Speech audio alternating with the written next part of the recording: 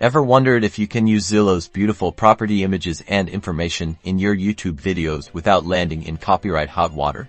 Let's break down how you can ethically and legally incorporate Zillow content into your YouTube channel first. Understand that Zillow's website, including its images, descriptions, and data, are protected by copyright and terms of service. This means you can't just freely grab anything you want.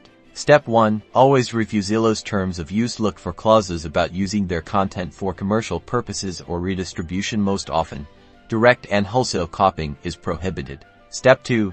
If you absolutely need to use a Zillow image, for example, a photo of a home's exterior, provide clear and visible attribution. Credit Zillow as the source directly on screen, like image courtesy of Zillow, and include a link to their website in your video description. Step 3. Transformative use is key. Don't just upload Zillow content. Instead, add your own commentary, analysis, or educational value. Are you giving a market overview or adding tips to improve curb appeal?